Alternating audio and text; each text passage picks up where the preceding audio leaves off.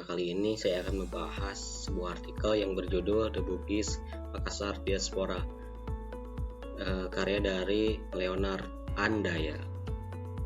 Oke teman-teman, sebelum saya membacakan isi dari isi jurnal ini, saya akan membacakan terlebih dahulu identitas dari artikel ini itu apa sih gitu kan, siapa yang mengarangnya, siapa menerbitkannya. Jadi artikel ini berjudul The Bugis Makassar Diaspora dengan penulis Leonard Andaya. Nah, dari sumber yaitu di Journal of the Malaysian Branch of the Royal Asiatic Society.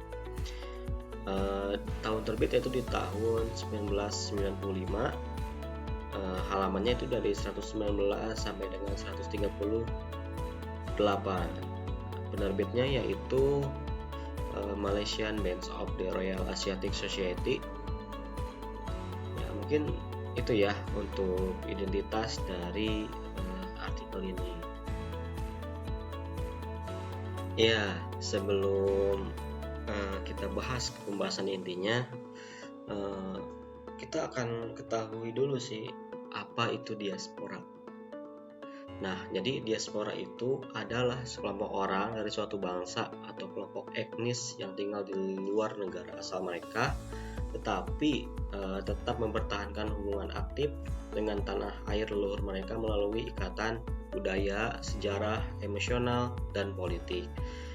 Migrasi ini bisa bersifat sukarela, seperti untuk mencari pendidikan atau pekerjaan yang lebih baik, atau terpaksa seperti karena konflik atau penganiayaan. Jadi diaspora ini itu bisa dibilang migrasi gitu kan. Jadi migrasinya itu mereka masih tetap mempertahankan budaya mereka. Contohnya misalkan WNI yang kerja di Jepang gitu kan. Karena itu kebutuhan, karena itu pendidikan, entah apapun itu, tetapi mereka masih menggunakan budaya leluhurnya gitu, seperti itu. Dan bisa juga orang yang menikah gitu kan, beda-beda negara dan mempunyai anak, dan anak itu tinggal di negara tersebut, tetapi dia masih keturunan kita gitu, misalkan di Indonesia, seperti itu. Perang Makassar pada tahun 1666 sampai dengan 1669 yang berakhir dengan kekalahan kerajaan Guatalo di tangan POC Belanda. Ini menjadikan titik awal terjadinya diaspora besar-besaran orang Makassar dan Bugis di Sulawesi Selatan. Nah, kekalahan tersebut menghancurkan pusat politik Makassar serta membatasi ruang gerak dan perdagangan maritim yang selama ini menjadi sumber utama kehidupan masyarakat Bugis maupun Makassar. Lalu tujuannya itu untuk membandingkan dua pengalaman diaspora besar-besaran tersebut. Mengapa diaspora Makassar pada akhirnya gagal, sedangkan diaspora Bugis justru berhasil membangun kekuatan dan pengaruh politik yang luas di kawasan Melayu.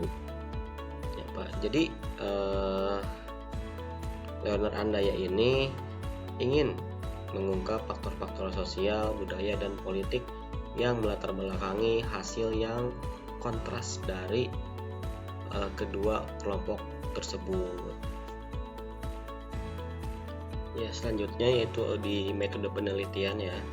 Jadi metode yang digunakan dalam penelitian ini tuh bersifat historis komparatif gitu kan, dengan memanfaatkan sumber primer maupun sekunder. Jadi dalam metode ini tuh membandingkan gitu kan antara diaspora Bugis dan diaspora Makassar, seperti itu. Dan juga membahas tentang sosial, budaya, dan politiknya juga. Lalu di sini ada hasil utama. Kegagalan para bangsawan Makassar yang mencari perlindungan kerajaan besar seperti Mataram, Banten, Jambi, dan Palembang seringkali menuntut status yang setara dengan penguasa lokal. Jadi diaspora Makassar ini gagal ya teman-teman, karena wilayah yang mereka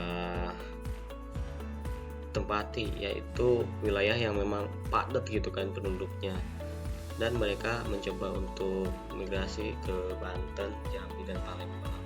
Lalu sebaliknya diaspora Bugis ini justru berhasil gitu kan, karena orang Bugis ini memilih wilayah yang relatif kurang padat penduduk dan lebih terbuka seperti Johor, Riau, Selangor, dan Sumatera bagian barat daya.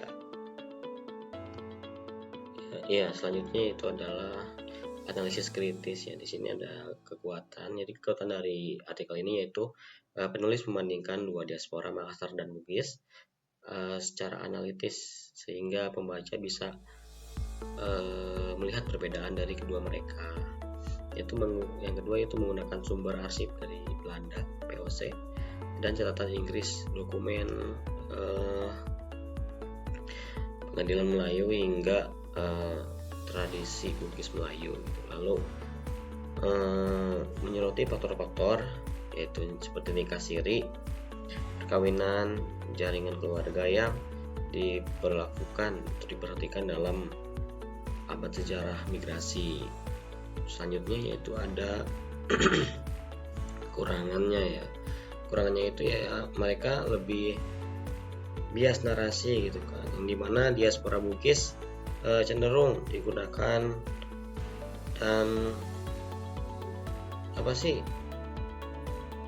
sukses gitu kan dan positif, sedangkan diaspora Makassar lebih banyak disampaikan dalam kegagalan negatif gitu kan. Hal ini bisa menjadi akibat ketergantungan pada sumber kolonial dan kronik dari Bugis Melayu yang mengungkapkan peran Bugis seperti itu. Ya, selanjutnya itu adalah relevansi dan implikasi. Jadi hubungan dengan teori praktiknya itu adalah hubungan dengan teori migrasi dan diaspora. Lalu yang kedua adalah hubungan dengan teori identitas dan budaya. Lalu di sini ada manfaat untuk bidang studi. Jadi manfaatnya itu ada 3 ya. Yang pertama studi sejarah Asia Tenggara, yang kedua kajian budaya dan identitas, yang ketiga kajian diaspora dan migrasi. Ya, untuk kesimpulannya artikel The Bugis Diaspora mengingatkan atau menjelaskan bahwa diaspora Makassar dan Bugis yang terjadi setelah kekalahan Gorontalo dalam Perang Makassar pada tahun 1666 sampai dengan 1669 memiliki hasil yang sangat berbeda, yang dimana diaspora Makassar gagal dan diaspora Bugis berhasil.